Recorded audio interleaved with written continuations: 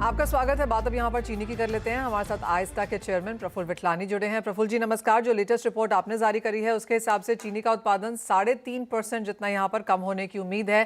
कैसे देखते हैं आप ये नंबर, क्या तर्क है और आगे जाकर अब क्या रह सकती है स्थिति? ऐसा है कि शुरुआत में एक काफी पॉजिटिव न्यूज आई थी कि एरिया प्लांटेशन काफी ज्यादा है। तो एरिया का तो प्लांटेशन है, पर यील्ड जो है पर्टिकुलरली महाराष्ट्र और कर्नाटक में काफी कम आ रही है।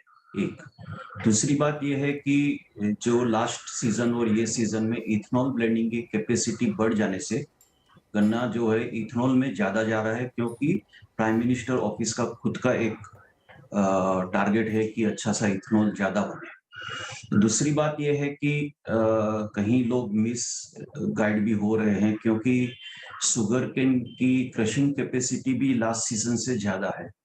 तो अगर हम date to date production figure देखेंगे तो वो इजाफा दिखाएंगे कि अपसाइड है।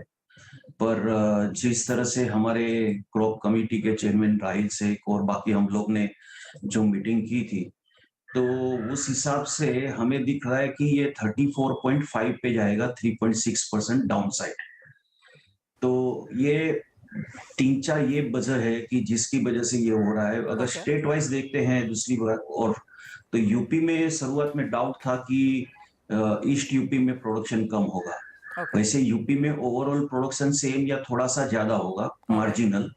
पर सेंट्रल यूपी और वेस्ट यूपी में जो हमें रिकवरी ज्यादा की उम्मीद थी वो नीचे आ रही है। Okay. That is because of red rock disease. जैसा आपने तो कहा हर जगह यहाँ उस पर ईल्ड की ही चिंताएं हैं, तो इवन एज बुआई यहाँ पर ज्यादा हुई थी, ईल्ड यहाँ पर कम है और उसका इम्पैक्ट हम ओवरऑल क्रॉप पे देख सकते हैं। हाँ जी, आप इसका प्राइस पे कितना इम्पैक्ट आता हुआ देखते हैं? क्योंकि सारी कैलकुलेशन तो इस लिहाज से हुई है। ऑफ कोर्स एक पॉजिटिव ये है कि सरकार ने कहा था कि जैन एंड तक रिव्यू लेंगे एक्सपोर्ट्स का भी, उस पर क्या असर पड़ सकता है? और जो एफएओ का इंटरनेशनल फूड प्राइस का डेटा आया है उसके लिहाज से दिसंबर में सभी फूड प्राइसेस नीचे गए, लेकिन शुगर इंडेक्स ने 2.5% का इजाफा दिखाया। तो कहीं ना कहीं आपको लगता है उसका एक इम्पैक्ट फिर देखने को मिलेगा? देखिए ऐसा है कि दो मार्केट अलग है। जो 2.5% इफाजा हुआ है वो इंटरनेशनल मार्केट में हुआ है। और शुगर एक ऐसी चीज थी, लास्ट ईयर सब कोमोडिटी चली थी और एक शुगर ही नहीं चली थी। तो ये शुगर का इसलिए ही वहां पे भी हमारे लोग रिसर्च करते रहते हैं। थोड़ी उम्मीद आती है कि इंडिया से सेकंड ट्रंच आएगा कि नहीं आएगा। तो सेकंड ट्रंच आने की उम्मीदें कम होती जा रही है। उस हिसाब से वहां पे इफाजा हुआ था प्राइस का। पर यहाँ डोमेस्टिक प्राइस तो इवन एक बार गवर्नमेंट की ओर से ये कहा गया था कि एमएसपी हम 3300 नहीं करेंगे, पर रिलीज मैकेनिज्म से उसको कंट्रोल करेंगे। पर यहाँ पे आज 3200 की प्राइस है, तो प्राइस बढ़ने की तो उम्मीद बहुत कम है कि अभी फिलहाल ये होवे। हमने जो 34.5 के हिसाब से बैलेंस शीट निकाली है, उसके हिसाब से 7 मिलियन टन का एक्सपोर्ट की परवानगी दे सकते हैं। पर आज की तारीख में ये फर्स्ट एस्टिमेट है। हमारा कहना ये है कि गवर्नमेंट शायद जनवरी में इसको रिव्यू नहीं करेगी, हो सकता है फरवरी में ही करेगी, क्योंकि क्लियर पिक्चर आने को और एक महीना लगेगा। ये बेसिक फर्स्ट हमारे लाने का वजह यही था कि प्रोडक्शन हमारे आहिस्ता की ओर से नीचे जा रहे थे। तो हम थर्ड फोर्थ वीक में ही आहिस्ता का फर्स्ट एस्टिमेट निकाल दिए। बार फर्स्ट वीक में निकालने का यही है कि ट्रेंड ये चेंज हो चुका है। अभी इसमें अगर ट्रेंड में थोड़ा पॉजिटिव भी लाना है तो सिर्फ प्लांट केन लेके आ सकता है। जो प्लांट केन है मिड जनवरी से आगे आता है। अगर उसमें भी अगर कोई गेन नहीं मिलता है, और समझो 33.5 का भी प्रोडक्शन हो जाए, समझो जो हमारा तो नंबर 34.5 का है, जी।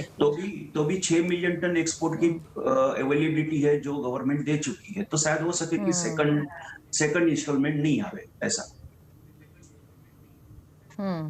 तो सेकंड इंस्टॉलमेंट एक्सपोर्ट की वो शायद थोड़ा सा अटकता हुआ दिखे, लेकिन हाँ फिलहाल की स्थिति में प्राइसेस एकदम तो शूट अप नहीं करेंगे, ऐसी कोई संभावना नहीं दिख रही है। कुणाल, बहुत संक्षेप में आपका व्यू प्राइसेस पे शुगर का, और साथ ही साथ एग्री स्पेस में कोई स्ट्रैटेजीज आपकी, कंसीडरिंग अच्छी तेजी हम ग्वार पैक में और स्पाइसेस के पैक में देख रहे हैं? जी, शुगर में यहाँ पे लग रहा है, ऐसा ही फीलिंग आ रहा है कि इंडिया में प्राइसेस बॉटम आउट हो चुके हैं और ग्रेजुअल अपसाइड धीरे धीरे देखने मिलेगी आगे जाके। इंटरनेशनली भी अगर देखेंगे सब कमोडिटी में, इवन एग्रीकल्चर कमोडिटी में एक पुल बैक थोड़ा आ सकता है आने वाले दिनों में। लंबी तेजी जैसे 20% 25% बढ़ेगा ऐसा कुछ नहीं है, बट प्राइजेस यहाँ से बढ़ सकते हैं। जहां तक दूसरी कमोडिटी की बात है, गुआर सीड मुझे अभी भी अच्छा लग रहा है। गुआर सीड में आप बाइंग कर सकते हैं। ये साल जो इंडिया का क्रॉप है वो कम रहने का कारण और एक्सपोर्ट डिमांड काफी स्ट्रांग रहने के कारण गुआर सीड में तेजी का ये जो दौर है वो कंटिन्यू रहेगा। 6250 तक के लेवल आपको गुआर सीड में ट्रेड करते हुए देखने मिल सकते हैं। ऑलराइट, यानी कि तेजी यहाँ पर फूड पैक में फिर से लौटती हुई नजर आ रही है। फसल, सप्लाईज और जिस तरह की डिमांड है उन सब का असर यहाँ पर मार्केट्स में रह सकता है, तो बाइंग स्ट्रैटेजीज यहाँ पर भी बनती हुई। बहुत शुक्रिया आपका कुणाल, साथ जोड़ने के लिए। प्रफुल्ल जी आपका भी। मुझे और दीपाली को भी दीजिए इजाजत। और स्टूडियोज में हमारे साथ ऑलरेडी यहाँ पर सुमित है इक्विटी के एक्शन के साथ। डे हाई पर बाजार अभी कामकाज कर रहा है, जैसे जैसे हमारी बातचीत हो रही है। इनफैक्ट ना केवल फ्रंट लाइन बल्कि mid cap small cap day high पर 2200 शेयर तेजी में और करीब करीब 600 शेयरों में आज बिकवाली है। क्या रहेगा पूरा एक्शन, छोटे से ब्रेक के उस पार।